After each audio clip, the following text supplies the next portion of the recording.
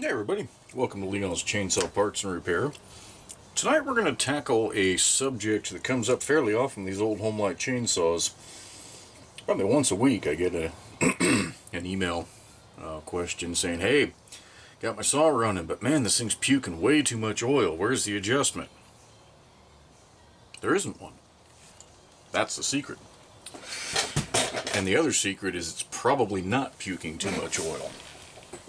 So, Homelite oilers on the Super XL, the automatic oiler. Super XL, the 925 family, the 1050 family. The 410, 540, 8800. What am I missing?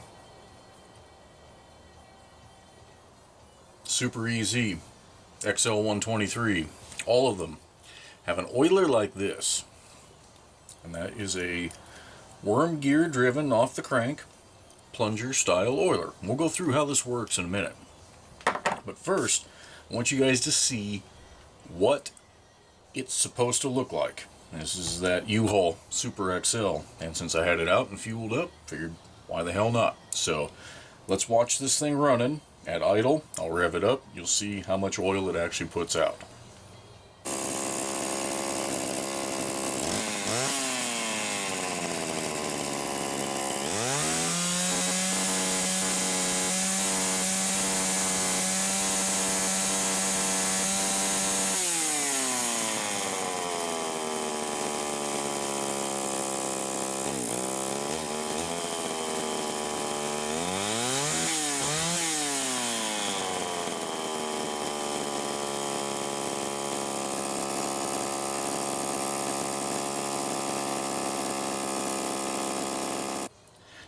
So now that you've seen that, that's normal. Maybe even a little light. These are going to vary. You know, it's going to vary on where, whether you've got some crap bound up in here. You wouldn't believe how many times I've found twine or something kind of that's jammed up in here. That'll cause this worm gear to slip a little bit. Let me get this thing out of the way. And the Valdez oil slick out of the way. And get a fresh bag and we'll go through this.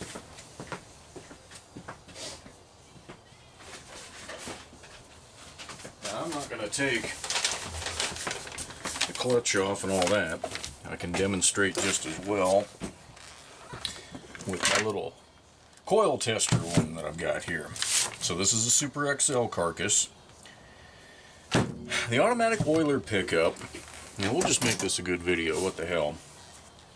Automatic oiler pickup is this threaded gizmo jig back here. So you pop that bad boy out.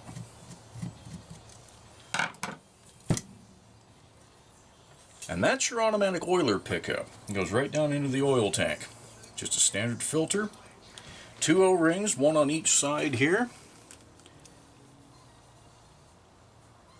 And that, as it draws oil up, is where it draws it into the passage that takes it to the oil pump. How often does that hose go bad? Damn seldom. But if you've got one that just won't pump any oil at all, it's possible the hose rotted off and that filter dropped off. If there's no hose on this, it's not going to pick up anything. I mean, maybe if the tank was full, it would pick up a little bit for a second or two, but not much. And getting it back, getting that filter to drop is sometimes a pain in the butt. I can't see for beans. There it goes. You don't want to get too rough with it, but you might have to jostle it around a little bit. Okay. Now I don't remember, honestly. I would guess that this upper hole right here, I guess it's time to bring you guys in. And not on me. There we go. Get my viewfinder where I can actually tell what the heck I'm doing. Okay. This upper hole,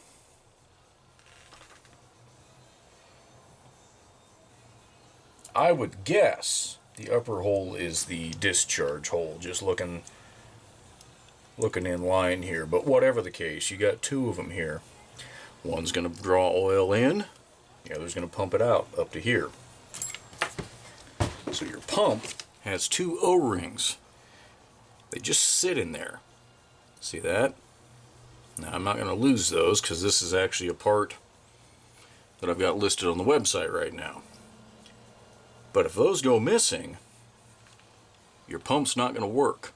Not going to work at all.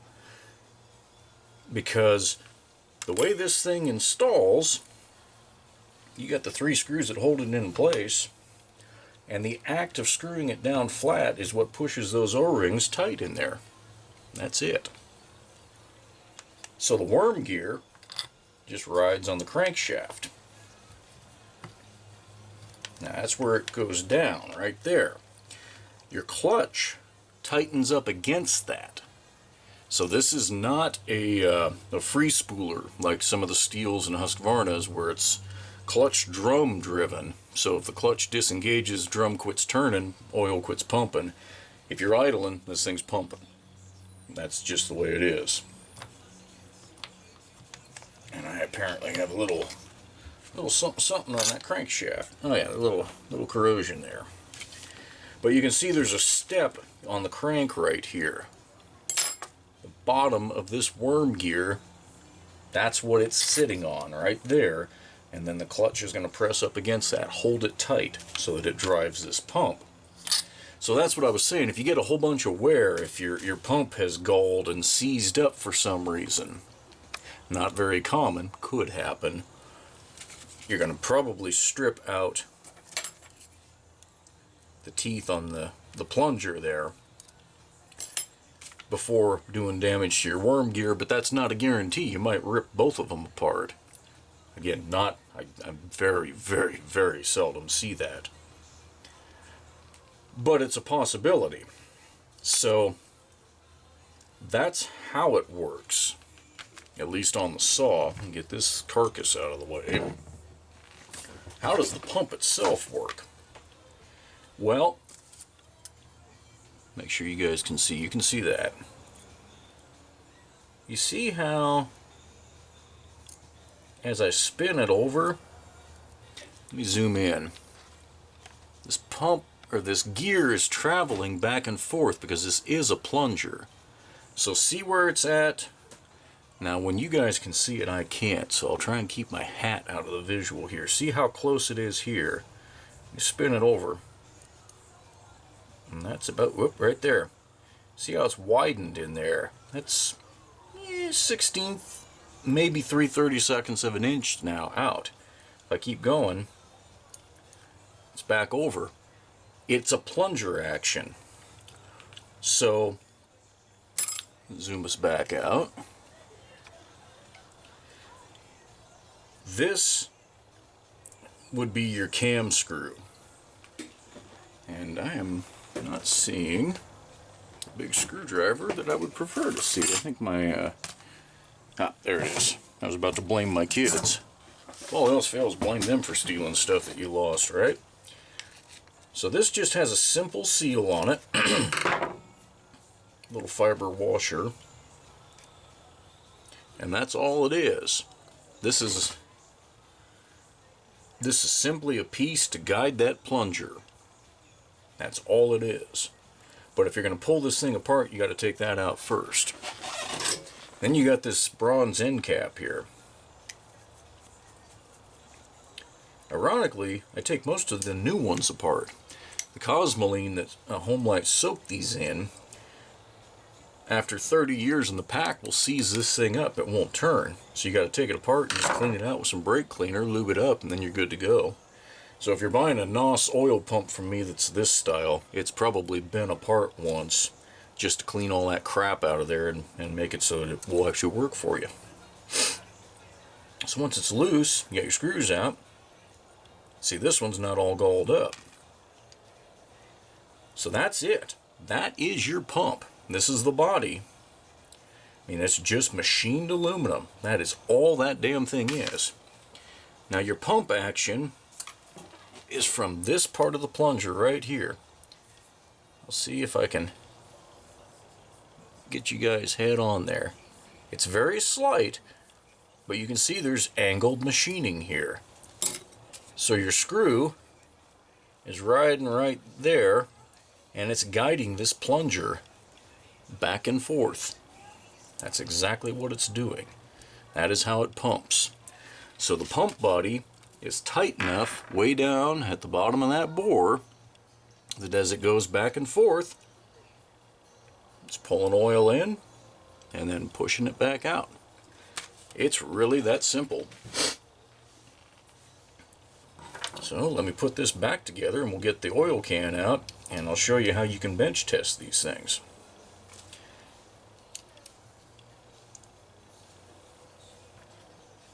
There we go.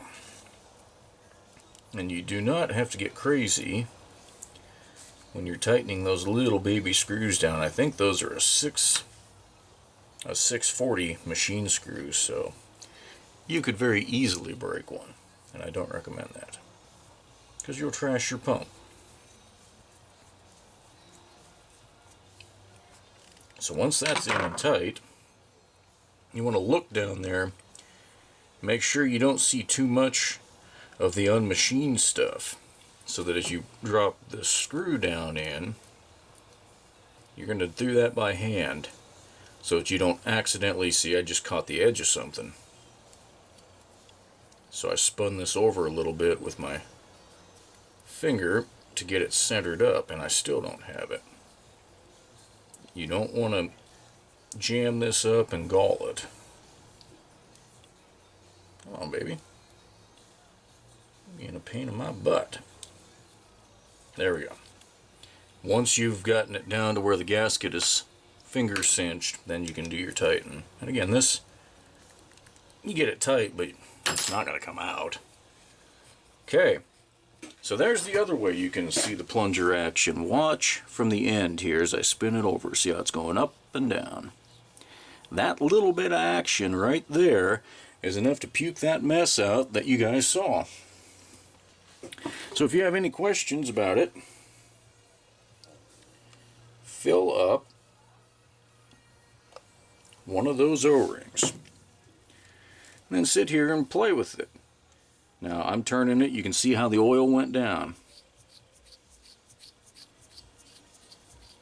Now I didn't have enough in there to pump it out, so I'll give it another jazz.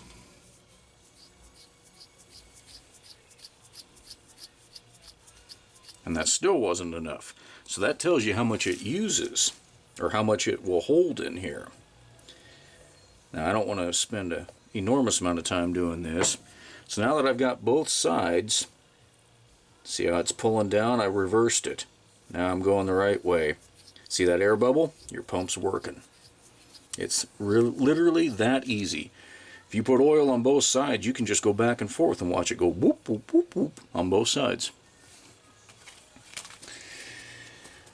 So that's how they operate. There is no adjustment, none whatsoever.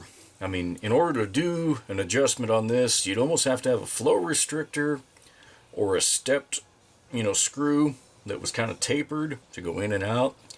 They didn't care about that crap. They had a fixed rate, and they tuned it for whatever the biggest bar was they recommended you run. So keep that in mind. If you've got a 550 or a 925 with a little stubby 16-inch bar on it, that chain is going to look like you're pouring oil out of a bucket all over it. If you're running a 36-inch bar, which is right at the max of what Homelite recommended, you're going to have what looks like probably a normal chain. A little bit of oil wet, there shouldn't be, sap and crap building up on it, but it's not going to look like it was drenched. So that's the secret. You tune it for the biggest bar that you've got. So Homelite was smart, and the other manufacturers do the same thing. The idea is you're supposed to fill your oil tank at the exact same time you fill your fuel tank. So the idea, you go out, you start cutting wood, you fill up your gas and your oil, and whatever. You guys don't need to see my ugly mug. Fill up your gas and oil, and you're going to run out at the same time.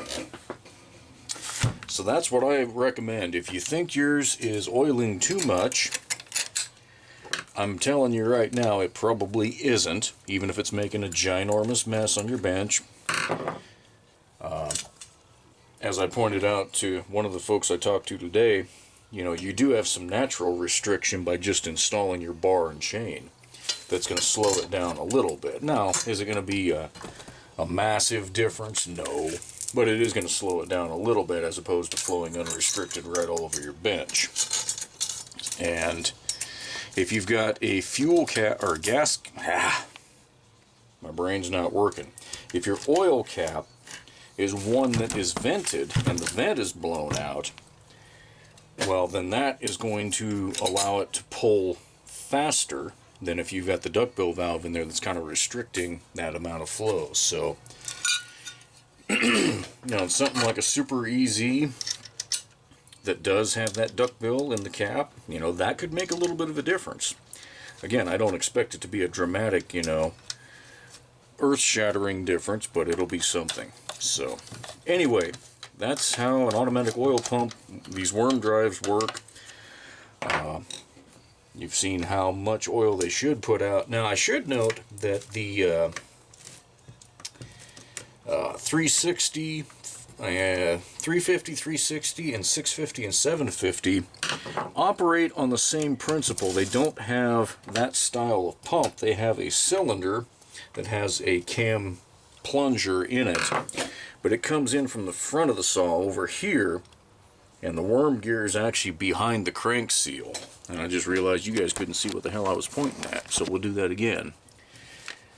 Those 360s and the 650, 750, it's back over here. It's an aluminum cylinder about the size of this socket. It slips up in there. It's got O-rings on the outer body that mimic the O-rings that are on this oil pickup, you know, on the pump pickup. It serves that same function. The cam screw comes in from, I just take that back, the retainer screw is from underneath the clutch cover here, and on those the cam action is achieved by this little tiny aluminum pin that you put into the body once the plunger comes in from the back, and you slip it in, and then that worm gear is behind the crankshaft seal.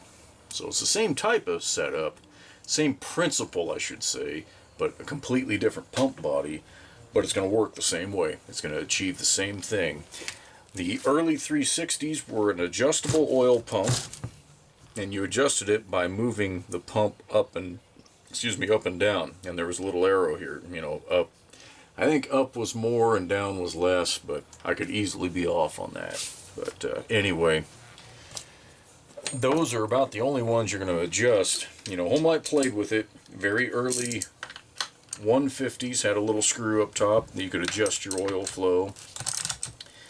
The 350, very early 360s had that adjustment. Allegedly, there are some 650s. I've seen the diagram. I've never seen the saw where at the top of the 650 tank there was a little knob. Very early. Yeah, like I say, I've never seen one. Not that I can remember. So if somebody's got a pick, get out on House of Homelite. Do me a favor and post it. But I'm just bibble-babbling now. Off track. The whole point was to talk about proper oil flow and how these pumps work. So hopefully that makes it a little clearer.